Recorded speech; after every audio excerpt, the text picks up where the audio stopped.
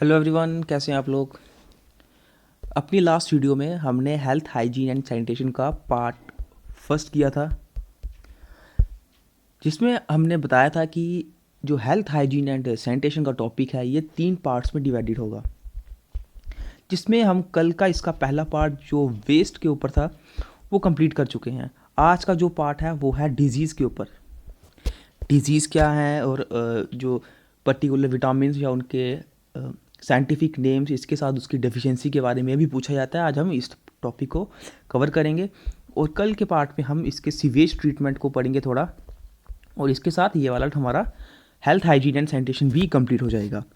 इसी के साथ आपको मैं एक और बात बता दूं, आपको जैसे ये टॉपिक कंप्लीट होता है उसके बाद अबाउट 125 प्लस क्वेश्चंस की हेल्थ हाइजीन एंड सैनिटेशन के टॉपिक की पीडीएफ मिल जाएगी। उसमें बहुत सारे क्वेश्चंस होंगे, बहुत ही सारे क्वेश्चंस हैं दोस्तों, उसमें बहुत ही सारे। तो आपको वो पीडीएफ भी हमारे टेलीग्राम चैनल पर परसों मिल जाएगी, तो आप वहाँ से जाके डाउनलोड कर सकते हैं। तो चलिए आज का डिजीज़ टॉपिक शुरू करते हैं। देखिए, सबसे पहले डिजीज़ होती क्या है उसके बारे में सुनते हैं।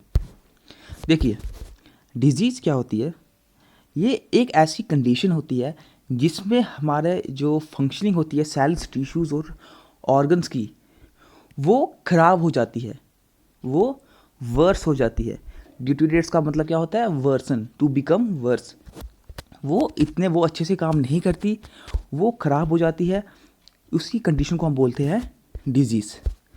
डिजीज़ जो है वो काफ़ी फैक्टर्स से हो सकती है, इसका कोई सिंगल फैक्टर नहीं होता, इसके कोई सिंगल कॉज नहीं होता। ये काफ़ी ज़्यादा किसी भी कारण से डिजीज़ हमें हो सकती है। और जब भी डिजीज़ कोई होती है ये कुछ साइंस, कुछ सिम्टम्स दिखाती है। देखिए, साइंस जैसे कि कफ, कोल्ड, वीकनेस, और इन्हीं साइंस को बोला जाता है सिम्टम्स। ठीक है, इन्हीं साइंस को क्या बोला जाता है, सिम्टम्स। मुझे उम्मीद है डिजीज़ के बारे में आपको पता चल गया होगा। डिजीज़ सिर्फ एक कंडीशन होती है जिसमें हमारी बॉडी का जो जो फंक्शनिंग होती है सेल्स की, टिश्यूज की, ऑर्गन्स की, वो इतनी अच्छी से काम नहीं करती। डिजीज़ जो है वो सिंगल कॉज के कारण नहीं होती, मतलब सिंगल कॉज के कारण ज़्यादातर नहीं होती ये। और जब भी कोई डिजीज़ होती है ये साइंस शो करती है, जैसे कि कोल्ड, कफ या कोई भी वीकनेस टाइप। और इन्हीं जो साइंस जो शो होते हैं, इन्हीं साइंस को बोला जाता है सिम्टम्स। ठीक है। टाइप्स ऑफ डिजीज़ कितनी टाइप्स की होती है, 2 टाइप्स की होती है, इन्फेक्शियस और नॉन इन्फेक्शियस। इन्फेक्शियस डिजीज़ वो डिजीज़ होती है जो एक पर्सन से दूसरे पर्सन को होती है। ठीक है, जो एक से दूसरे को ट्रांसमिट हो जाती है। ठीक है, उसको हम बोलते हैं इन्फेक्शियस डिजीज़। ये होती कैसे है, क्योंकि जब एक से दूसरे पर्सन को ये होती क्यों है, ये माइक्रो ऑर्गेनिजम्स के थ्रू होती है। माइक्रो ऑर्गेनिज्म के थ्रू मतलब जो माइक्रो ऑर्गेनिज्म होते हैं जब किसी एक बॉडी में होते हैं, वो दूसरी बॉडी को एज ए होस्ट चुन लेते हैं और उसमें ट्रांसफ़र हो जाते हैं, और इन्हीं माइक्रो ऑर्गेनिजम्स को बोला जाता है पैथोजेंस। ठीक है, अब ये जो इन्फेक्शियस डिजीज़ है ये एक बॉडी से दूसरी बॉडी में ट्रांसफ़र हो जाती है, इसलिए इसको कम्युनिकेबल डिजीज़ भी बोला जाता है। जो भी इंपॉर्टेंट दोस्तों टर्म्स हैं मैंने उसको हाईलाइट किया हुआ है, आप यहाँ से देख सकते हैं। इन शॉर्ट, आपको इन्फेक्शियस डिजीज़ में क्या याद रखना है कि जिन माइक्रो ऑर्गेनिजम्स के थ्रू ये डिजीज़ एक से दूसरे को होती है उनको हम पैथोजेंस बोलते हैं, और इसलिए इसको कम्युनिकेबल डिजीज़ भी बोला जाता है, क्योंकि ये एक बॉडी से दूसरी बॉडी के ऊपर हो जाती है। कुछ जो एग्जांपल्स हैं इन्फेक्शियस डिजीज़ की, जैसे कि कॉलरा, चिकन पॉक्स, मलेरिया। इसके बाद नेक्स्ट है non infectious disease. Non infectious disease कौन सी होती है, वो डिजीज़ जो एक पर्सन से दूसरे पर्सन को स्प्रेड नहीं होती।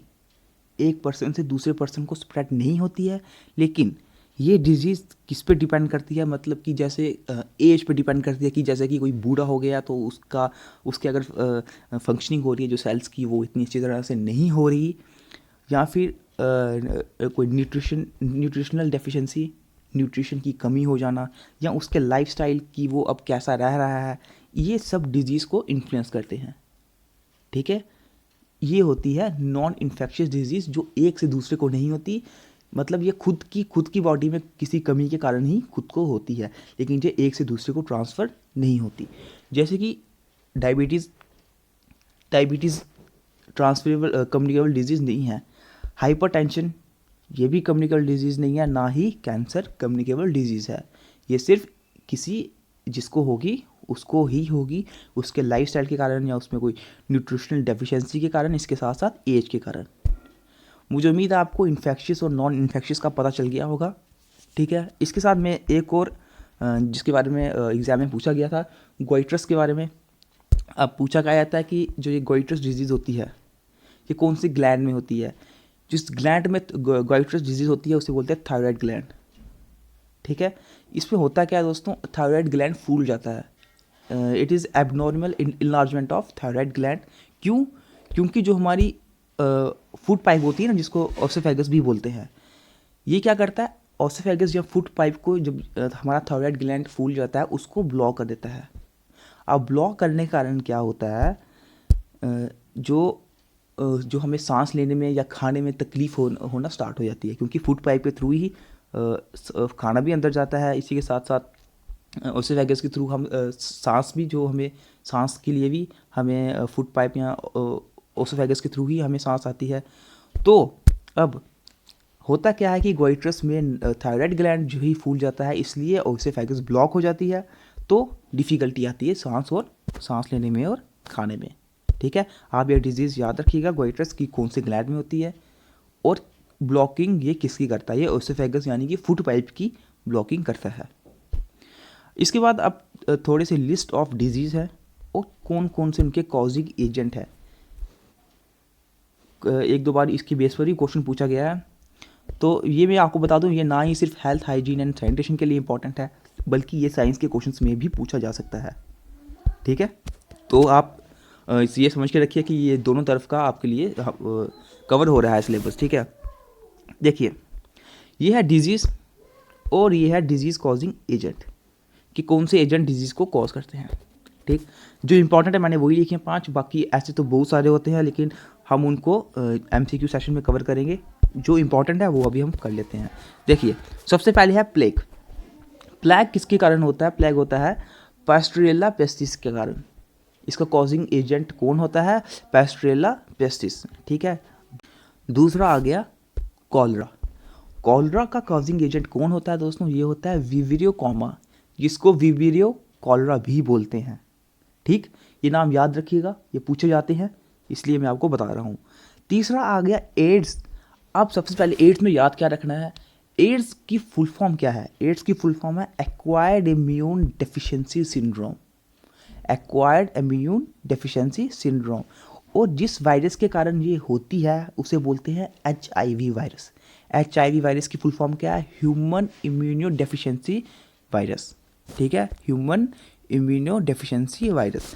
अब ये वायरस के कारण होती है, इसलिए ये एक बॉडी से दूसरी बॉडी में ट्रांसमिट होती है। ठीक है, फोर्थ आ गया हेपेटाइटिस। तो hepatitis A B C D E जितने भी ये वायरस होते हैं, इन सभी के द्वारा हेपेटाइटिस डिजीज़ होती है। लास्ट जो डिजीज़ है वो है चिकन पॉक्स। चिकन पॉक्स जो ये है, ये इसका कॉजिंग एजेंट है वेरिसेला जोस्टर वायरस, यानी कि VZV, वेरिसेला जोस्टर वायरस।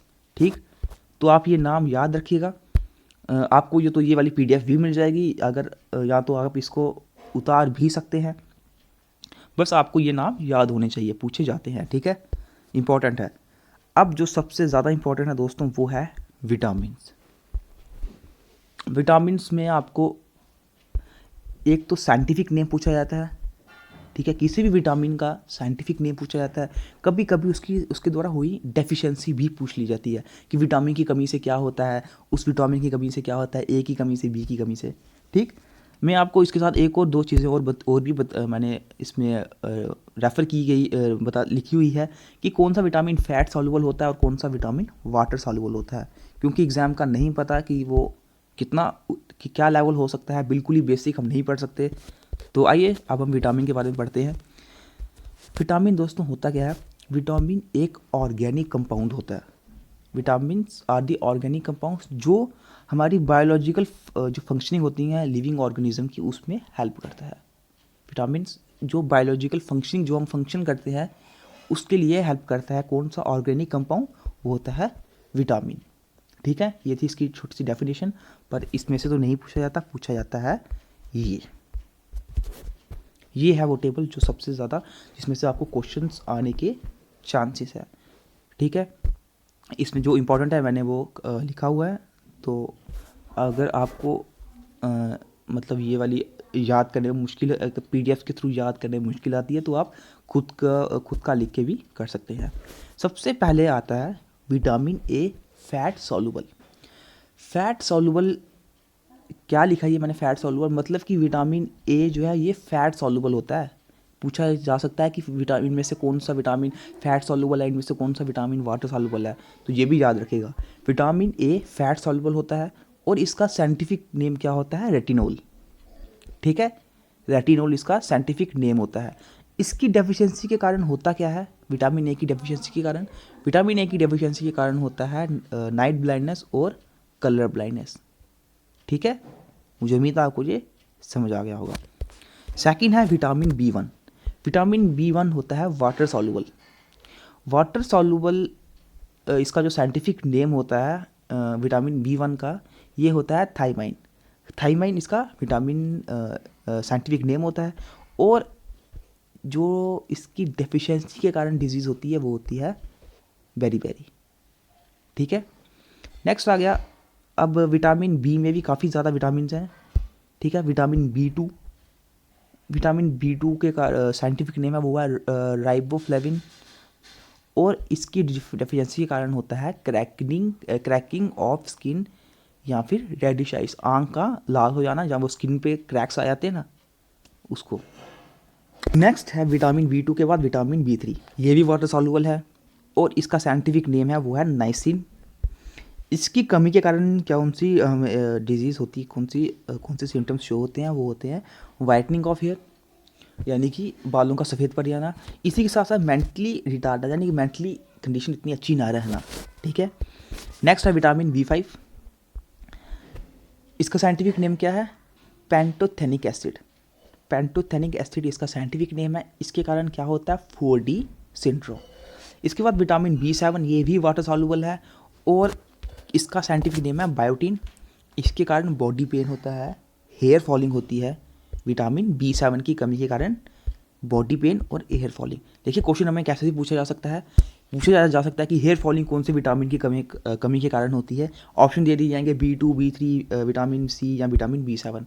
तो आपको पता होना चाहिए विटामिन बी 7 की कमी के कारण हेयर फॉलिंग होती है। ठीक, इसी के साथ साथ साइंटिफिक नेम्स भी याद रखिए। नेक्स्ट है विटामिन सी। विटामिन सी भी वाटर सॉल्युबल है। तो एक बात तो आप याद रख लीजिए कि जितने भी विटामिन बी हैं और विटामिन सी, जितने भी विटामिन बी है और विटामिन सी, ये सब वाटर सॉल्युबल है और बाकी सब विटामिन फैट सॉल्युबल। ठीक है, मुझे उम्मीद है आपको ये समझ आया होगा। विटामिन सी का साइंटिफिक नेम है एस्कॉर्बिक एसिड और इसके कारण कौन सी डिजीज़ होती है? स्कर्वी। काफ़ी लोगों को ये पता होगा कि विटामिन सी की कमी के कारण स्कर्वी होती है। सेम विटामिन डी का जो साइंटिफिक नेम है वो है कैल्सीफेरॉल और इसके कारण रिकेट्स होती है। रिकेट्स इसकी डेफिशिएंसी के कारण डिजीज़ होती है। ठीक, नेक्स्ट है विटामिन ई। अब विटामिन डी भी फैट सॉल्युबल था, विटामिन ई भी फैट सॉल्युबल, जैसा कि मैंने बोला कि विटामिन बी और विटामिन सी वाटर सॉल्युबल है, बाकी सब फैट सॉल्युबल। विटामिन ई का जो साइंटिफिक नेम है वो है टोकोफेरोल और इसके कारण इसकी डेफिशिएंसी के कारण क्या होता है? इसकी डेफिशिएंसी के कारण लेस फर्टिलिटी। ठीक, लास्ट विटामिन है वो है विटामिन के। याद रखिएगा विटामिन ई के बाद कोई विटामिन एफ, जी, एच ऐसे कोई विटामिन नहीं होते। विटामिन ई के बाद सिर्फ विटामिन के होता है। तो विटामिन के भी फैट सॉल्युबल होता है और इसकी डेफिशिएंसी के कारण इसका जो साइंटिफिक नेम है वो है पाइथोनेडियन। ठीक है, पाइथोनेडियन। एंड जो इसकी डेफिशिएंसी के कारण जो डिजीज़ होती है, जो सिम्टम्स या शो होते हैं, वो होता है नॉन क्लॉटिंग ऑफ ब्लड। इसकी डेफिशिएंसी के कारण जो डिजीज़ होती है वो होती है non clotting of blood, blood की क्लॉटिंग ही नहीं होती। नॉन क्लॉटिंग ऑफ ब्लड सुना है ना, किसी कहीं कहीं को नॉन क्लॉटिंग ऑफ ब्लड वो होती ही नहीं है, तो ये विटामिन के की कमी के कारण होती है। ठीक है, तो आपको क्या क्या याद रखना है इन शॉर्ट, आपको विटामिन कौन कौन सा विटामिन क्या है, वाटर सॉल्युबल है या फिर फैट सॉल्युबल, इसी के साथ साथ इसका साइंटिफिक नेम और इसकी डेफिशिएंसी के कारण क्या क्या होता है वो आपको याद रखना है। एक्स्ट्राज में मैंने एक दो जो विटामिन जो पूछे तो नहीं किए हैं, लेकिन आपको ऐसे पता होनी चाहिए ताकि सारे विटामिन कवर हो जाएं। विटामिन सिक्स का साइंटिफिक नेम क्या है, विटामिन 6 का साइंटिफिक नेम है पायरिडॉक्साइन। ठीक है, पायरिडॉक्साइन इसका साइंटिफिक नेम है। विटामिन B9 का साइंटिफिक नेम है वो है फॉलिक एसिड। ठीक, और विटामिन B12 का साइंटिफिक नेम है कोबलएमिन। ठीक है, तो ये था हमारा विटामिन्स और डिजीज़ का पार्ट। इसमें से जो सबसे ज़्यादा इंपॉर्टेंट मैं बोल रहा हूँ वो ये पार्ट है। टेबल आपको ये पूरा पता होना चाहिए। ठीक है, आप इसको ये अगर एक ही बार याद नहीं होता तो 1 2 3 बार रिवीजन करिए ताकि ये आपको कंफर्म हो जाए। ये रखिए कि आपको इसमें से तो क्वेश्चन पूछा ही जाएगा, विटामिन में से आपको क्वेश्चन पूछा ही जाएगा, तो ये पता होना चाहिए आपको। ठीक है, तो आज की वीडियो में हमारा डिजीज़ वाला पार्ट भी कंप्लीट हो गया है। कल की वीडियो में हम इसका last part sewage treatment complete करेंगे, और कल जैसी वीडियो कंप्लीट होगी उसके बाद मैं आपको ये वाली पीडीएफ ही प्रोवाइड कर दूंगा टेलीग्राम चैनल पर। इसी के साथ साथ एक 125 प्लस क्वेश्चंस की हेल्थ हाइजीन एंड सैनिटेशन, इसके बेस पर जो जितने भी क्वेश्चंस बन सकते हैं उनके बेसिस पर आपके लिए एक पूरी में एमसीक्यू सेशन, जो एमसीक्यू वीडियो एमसीक्यू पीडीएफ पड़ी है वो मैं अपने टेलीग्राम चैनल पर अपलोड कर दूंगा, आप वहाँ पे जाके क्वेश्चंस देख सकते हैं। तो मिलते हैं फिर आपसे नेक्स्ट वीडियो में इसके नेक्स्ट पार्ट सीवेज ट्रीटमेंट के साथ।